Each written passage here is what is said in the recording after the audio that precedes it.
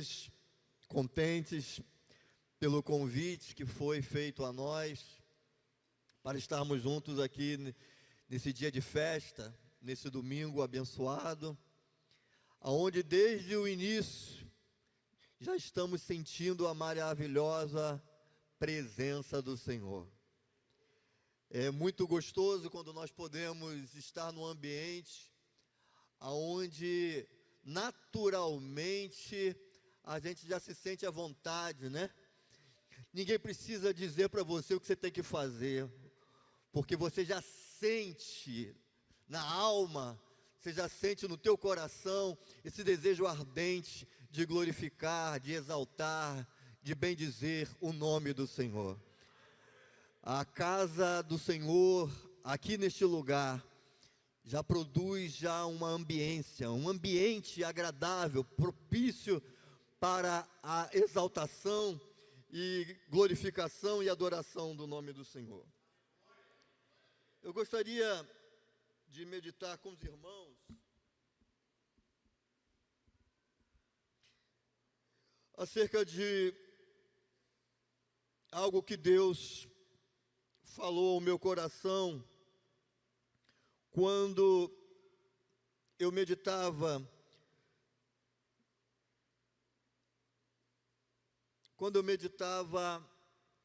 no capítulo 11 da carta do apóstolo Paulo aos Romanos. O tema escolhido pelos irmãos, ele encontra-se inserido dentro de um contexto onde o apóstolo Paulo, ele ao avaliar a relação de Israel com Deus, os percalços que esta relação teve durante os anos de convivência, de relacionamento de Israel com Deus,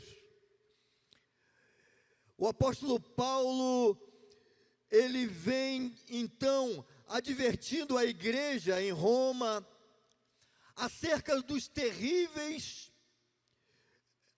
consequências que um povo pode sofrer se esse povo perder a relação com Deus.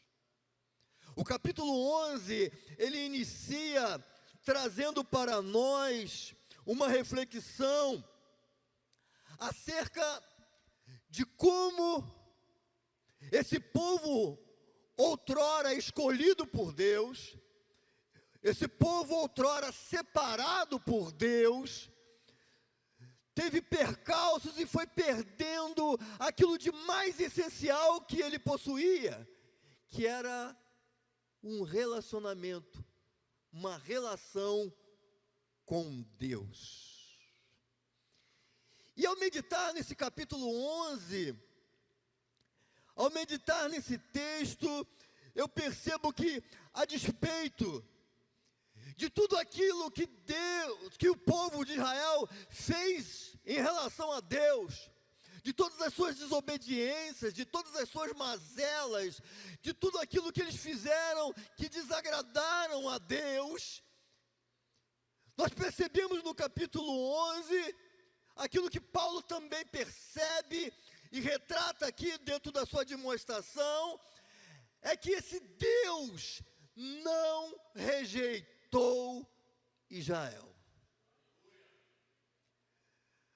Paulo, dentro da sua proposição, dentro do seu ensinamento, ele caminha aqui dentro do capítulo 11, mostrando para a igreja em Roma, que esse povo, embora tivesse sido um povo errante, um povo que fizera tantas coisas desagradáveis, a ponto de rejeitar o próprio Messias, ele começa no texto dizendo: Deus não rejeitou a Israel. E eu abro aqui um parêntese nessa mensagem para chamar a nossa atenção de algo que nos comove, algo que nos constrange, Porque é muito simples, talvez seja muito fácil para nós hoje apontarmos o dedo para Israel, apontarmos os dedos para aquelas pessoas do passado que não aceitaram o Messias, quando o Messias veio fisicamente à terra. Mas a nossa natureza humana não é tão diferente da natureza daquele povo. Porque apesar de nós vermos tantos milagres, apesar de nós termos também tantas experiências com Deus, de vermos quantas vezes o mar se abrindo diante de nós, de vermos tantas vezes o maná caindo no meio do nosso deserto, nós não somos diferentes do povo de Israel. Nós também muitas das vezes rejeitamos ao Messias, muitas das vezes com nossos atos, com as nossas atitudes, nós também contrariamos a vontade de Deus. Mas algo que deve me constranger nessa manhã e a ti também, meu amado, é que a despeito disso tudo, o nosso Deus não rejeita os seus. Deus não rejeita os seus. Por maiores que sejam os seus pecados, por maior que sejam as suas mazelas, os seus defeitos, o Deus a quem nós servimos não rejeita aquele que é seu. E o apóstolo Paulo, discorrendo aqui no capítulo 11, ele vai dizendo isso para a igreja. Ele vai admoestando a igreja sobre os riscos, sobre os perigos que se tem quando se abandona, quando se abre mão da presença de Deus. E na medida que ele vai falando isso para a igreja, ele chama a atenção para a igreja, de que a igreja não era para ser. Que a igreja outrora era composta na sua maioria de gentios, que não tinha esse privilégio de ser protagonistas dentro de uma missão, de fazer a missão a qual Deus havia determinado para o povo, para a humanidade. A igreja não era para ser, mas pela graça do nosso Senhor e Salvador Jesus Cristo, aquele que não era, foi alçado a um patamar especial para ser aquilo que hoje ela é, o baluarte para a propagação do Evangelho, do reino do nosso Senhor e Salvador Jesus Cristo. Paulo chama atenção para a igreja em Roma, dizendo que essa igreja foi enxertada na videira, e a videira, todos nós sabemos que é Cristo. Nós não éramos para estar aqui, nós não éramos para ser, mas somos pela maravilhosa graça de Jesus. E eu percebo aqui, irmãos, que Paulo, ele vai falando sobre isso. Paulo vai admoestando a igreja acerca disso.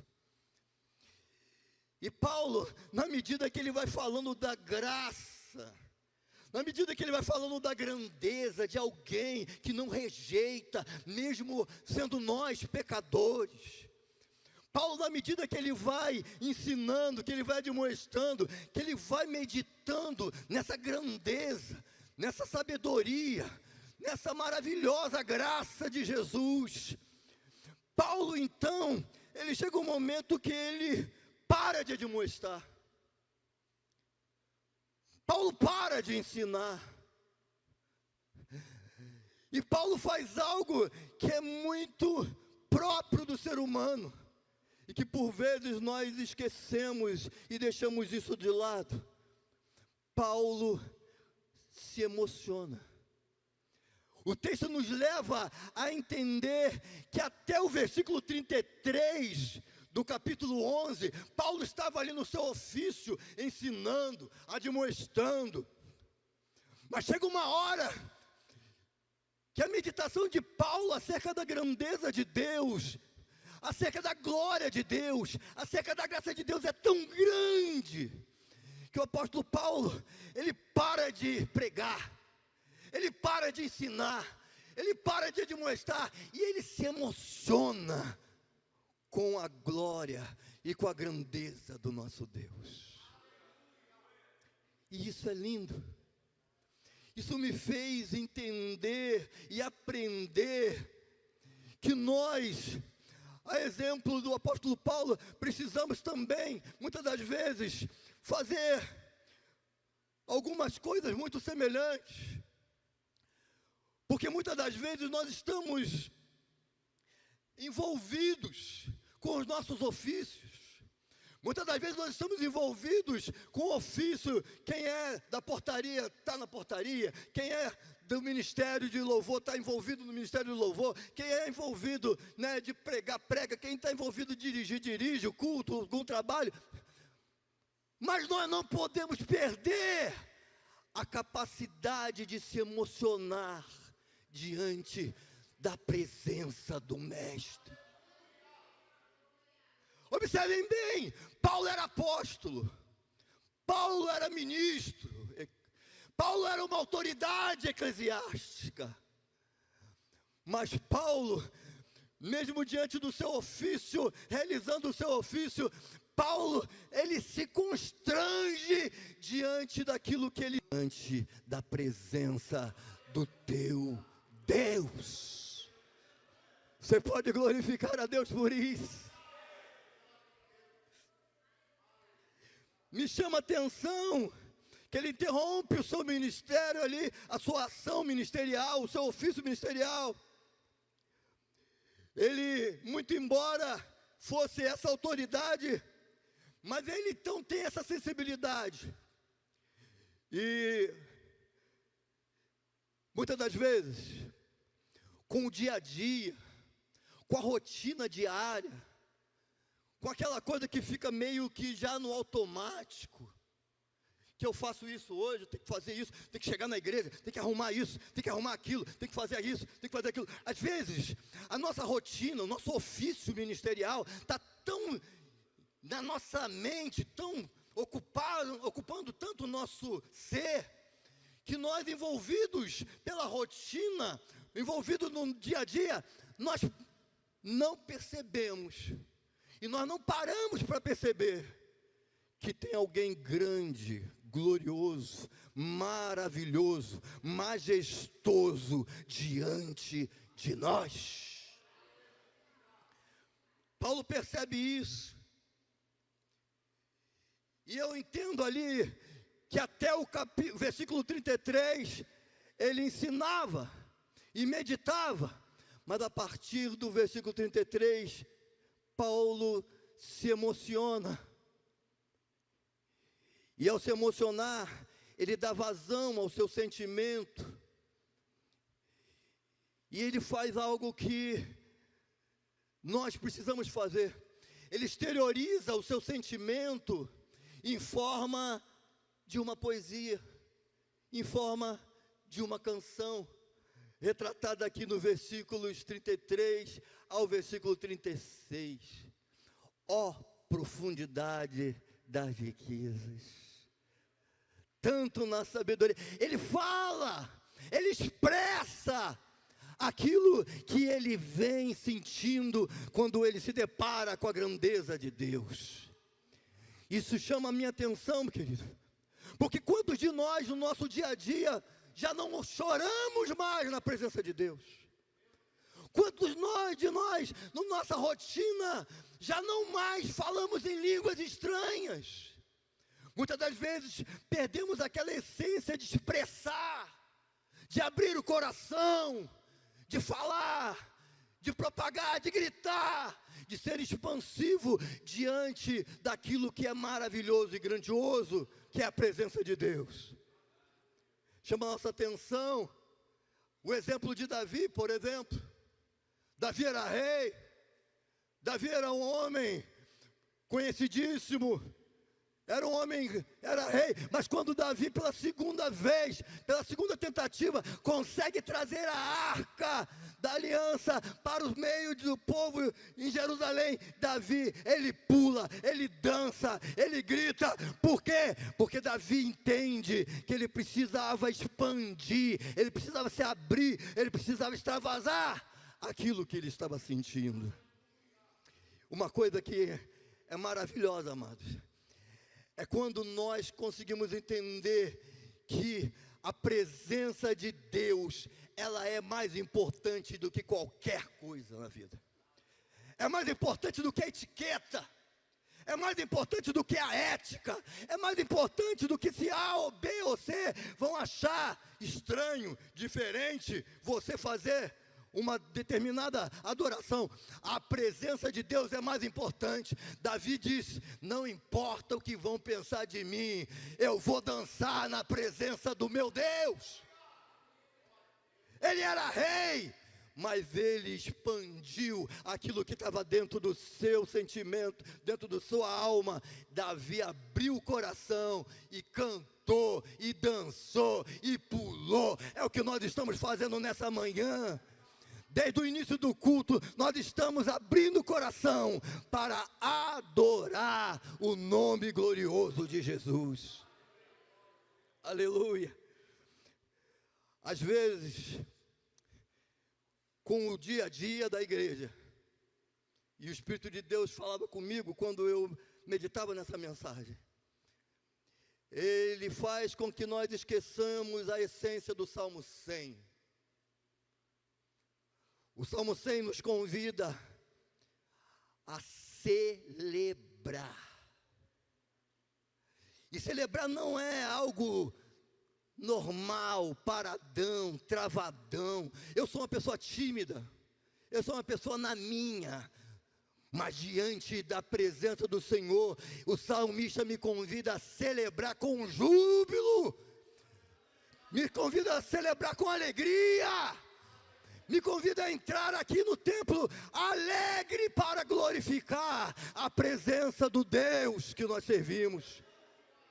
E é por isso que o nosso querido Paulo, apóstolo Paulo, ele vem, ele chega até o versículo 33, e ele então, quando ele observa a grandiosidade de Deus, ele abre o seu coração, ele abre a sua alma, e ele extravasa, ele exterioriza isso.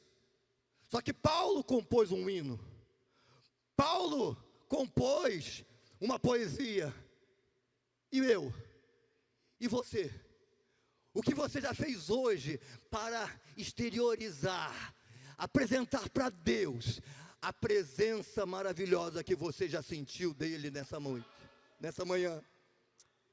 Paulo teve uma forma peculiar, ele teve uma forma particular, mas cada um de nós precisamos fazer do nosso jeito, da nossa forma, mas entregar algo que seja agradável, cheiroso para a presença do nosso Pai, amém? E existe um processo, me chama a atenção, é que existe um processo, quando nós estamos envolvidos nas coisas de Deus, quando nós começamos a nos envolver, meditar na grandeza de Deus, na profundidade dos segredos da sabedoria de Deus, existe um processo que começa a acontecer em nós, e que nós não podemos, de maneira nenhuma, naturalizar. Às vezes, parece natural, mas não é. O fato de nós termos chegado até aqui nessa manhã, parece natural, mas não é natural. O fato de hoje você estar carregando uma Bíblia debaixo do teu braço, e com a tua família se reunindo para vir para a igreja, parece natural, mas não é natural. O fato de você ter um alimento da tua casa, ter uma provisão, sair lá do fubá e chegar até aqui nessa manhã, não é natural. Tem uma ação sobrenatural que permeia essas ações cotidianas, que parecem simples, que parecem normais, que parecem corriqueiras, mas que é sobrenatural. Querido, Deus me manda dizer para você, não naturalize o sobrenatural de Deus na tua vida. Se você está aqui, se você é servo de Deus, é porque o sobrenatural já chegou até você. Isso tem nome, isso tem sobrenome, se chama milagre, milagre, milagre, milagre de Deus. Glória a Deus. Sentir a presença de Deus, sentir a nossa alma saltitar, sentir esse calor que consome dos pés à cabeça, isso não pode ser naturalizado. Isso precisa ser visto como algo sobrenatural. Não são as nossas emoções que produzem isso. É a presença, é a interferência do Espírito de Deus sobre nós. O apóstolo Paulo, ele vai dentro de uma crescente, meditando, se envolvendo naquilo que ele estava ensinando. E na medida que ele vai se envolvendo, que ele vai crescendo o conhecimento naquilo, chega uma hora que a alma dele está cheia de Deus. Chega uma hora que ele estava tão cheio de Deus, que ele fica, eu não consigo compreender a sabedoria, a grandeza, a profundidade, a latitude, a extensão desse Deus. Quem foi que deu conselho para ele? Quem foi que ensinou a ele? E chega um momento que a compreensão humana não consegue obter respostas. E quando ele não consegue obter respostas, ele simplesmente para tudo e começa a adorar, e a glorificar, e a bendizer. Queridos, eu vejo que tem um processo que está acontecendo também nessa manhã conosco. Um processo que aconteceu com Paulo é o mesmo processo que aconteceu conosco. Tem um hino da harpa cristã que diz, ó, porque Jesus me ama, eu não posso explicar. Essa mensagem muitas das vezes atinge a nós. E quando o Espírito de Deus, o Espírito com letra maiúscula, ele toca o nosso espírito humano com E minúsculo, há uma interferência, há uma interação sobrenatural que ocorre dentro de nós. A nossa alma, que funciona como uma espécie de sensor, ela capta essa interferência. Ei, não está acontecendo alguma coisa natural, eu estou sentindo, a alma, ela vai processando isso como sensor, tem alguma interferência diferente aqui, e essa interferência é sobrenatural. E quando a alma, ela capta isso, ela começa a processar, e ela processa em forma de emoção, ela processa em forma de sentimento, e quando esse sentimento vai sendo processado, produz alegria, produz paz, produz gozo, produz satisfação, produz felicidade. É isso que a gente sente na igreja, quando a gente pisa o pé na casa do Senhor. Um processo começa a acontecer invisível, que muita gente não vê, que muita gente não enxerga, mas só sente. É a interferência do Espírito de Deus no nosso espírito. A minha alma está aqui, mas ela está vibrando. A minha alma está aqui dentro, mas ela está saltitando de alegria. Por quê? Porque tem uma interferência espiritual que não é natural. Eu não merecia ela, eu não merecia, mas a graça de Deus me alcançou e faz com que eu sinta a interferência do toque do Espírito de Deus na minha vida. Receba o toque do Espírito de Deus aí. O toque do Espírito de Deus no teu espírito. Esse toque te cura, esse toque te alegra, esse toque te liberta, esse toque te dá provisão, esse toque faz crescer aquilo que está jurado para não crescer. Deus maravilhoso, glória ao teu nome. E por isso que o hino diz: se o Espírito de Deus se move em mim, querido, quando o Espírito de Deus se move em mim, quando o Espírito de Deus se move sobre qualquer coisa, ele produz glória. A terra era sem forma, a terra era vazia, mas o Espírito de Deus se movia sobre a face do abismo. E quando o Espírito de Deus se move sobre a face de abismos, produz glória. E o que não era passa a ser, o que não podia passa a poder. Por quê? Por causa da glória, por causa da glória, por causa da glória de Deus. Não existia nada e passou a existir o tudo. Isso por quê? Porque o Espírito de Deus se moveu. Nessa manhã, nós estamos aqui meditando na grandeza de Deus, na profundidade, nessa riqueza de Deus. E eu quero dizer que enquanto nós estamos falando, tem um Espírito de Deus se movendo na face de abismos aqui nessa manhã. Você acredita nisso? A tua fé alcança nisso. A tua fé alcança que o Espírito de Deus está tocando. Se Ele está tocando, Ele está se movendo. Se Ele está se movendo, tem glória. Se Ele está movendo, está produzindo glória. Tem uma turma que não resiste à glória, porque foi destituída da glória. Por mais que tenha sido colocado o nome lá na boca do sapo, por mais que tenha sido feito juras de que nada vai acontecer, nada resiste à glória do nome, do poder do Altíssimo. Quando Paulo percebe e ele vê essa profundidade, essas coisas que nós não conseguimos sequer entender, nem falar, nem alcançar, Paulo entendeu que ele estava diante da glória. Querido, o culto pode parecer até estar normal, mas se você está na casa de Deus, você está diante daquele que produz glória. Você está entendendo isso?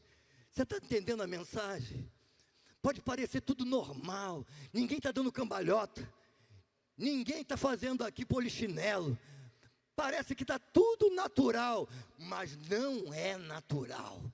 Maná, depois de um tempo que cai no deserto, parece natural. Água jorrando da rocha, depois da segunda, terceira, quarta vez, parece que é natural, mas não é natural. Tem produção de milagre acontecendo todos os dias nessa casa. O que vimos nessa manhã, do projeto aqui dos músicos, isso é produção de milagre. O que vemos aqui na produção do projeto Casa Viva, não é isso? É produção de milagre.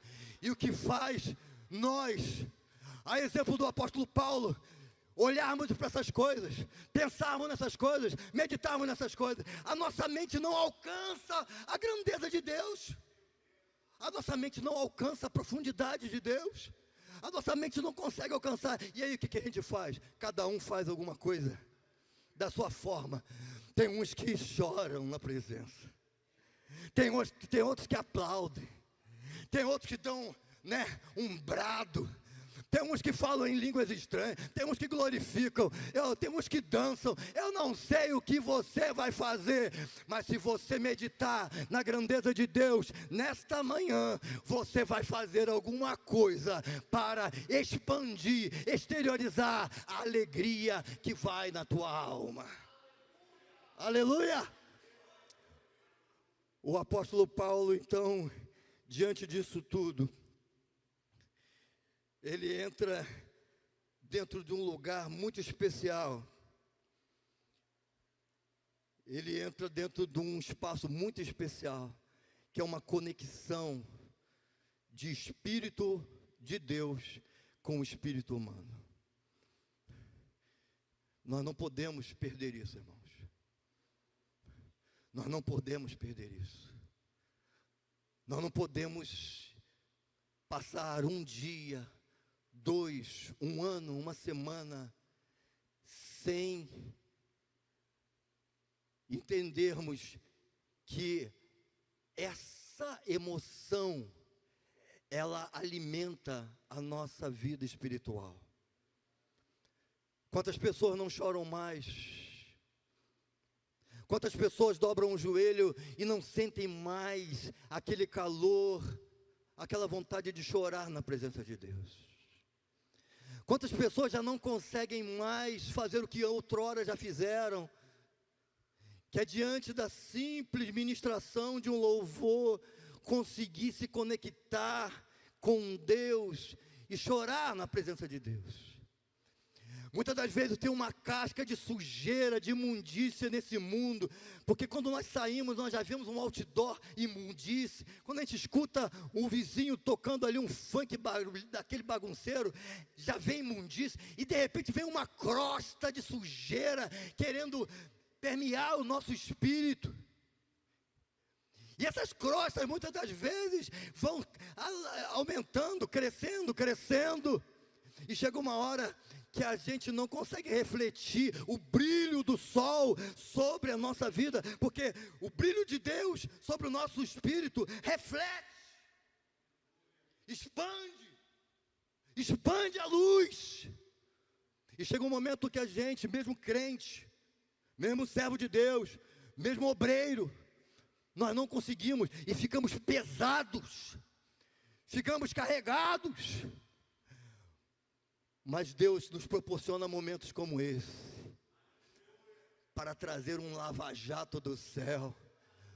Um dos símbolos que representa o Espírito Santo se chama água. E tem água descendo nessa manhã sobre nós. A água que lava, a água que limpa, a água que purifica. Se tem mente contaminada com pecado, a água lava. Se tem corpo, se tem alma, está contaminada com pensamentos que não prestam, a água lava. Deixa o lava-jato de Deus nessa manhã limpar a tua alma. Levanta a tua mão e diga: eu sou teu, porque dele, por ele e para ele são todas as coisas. A minha vida é dele, e se a minha vida é dele, eu preciso me entregar a Ele e permitir o processo dEle. Nessa manhã, para concluirmos aqui, querido, Deus me chama a atenção para dizer para você que nós não podemos perder a capacidade de se emocionar na presença de Deus. Não podemos naturalizar o sobrenatural. Não podemos naturalizar o milagre. Hoje é dia de milagre. Eu não preciso ser profeta, nem bater pé, nem sapatear para te dizer que aqui é lugar de milagre. Você já sabe disso. Olha para o lado e veja, tem um milagre aí pertinho de você. Olha para frente, tem um milagre pertinho de você. Olha para você e veja, você é um milagre da parte de Deus. E se você olhar para o que Deus já fez na tua vida, se você meditar naquilo que Deus está fazendo na tua vida, você vai ficar igual o apóstolo Paulo. Vai parar tudo. Ah, pastor, mas eu tenho que estar na portaria. Pastor, eu tenho que estar cuidando do microfone. Pastor, eu tenho que tocar. Você vai parar tudo e vai salmodiar, vai adorar, vai glorificar, vai compor o teu hino para Jesus nessa manhã. É a palavra que eu deixo para a ministração da igreja, em nome de Jesus.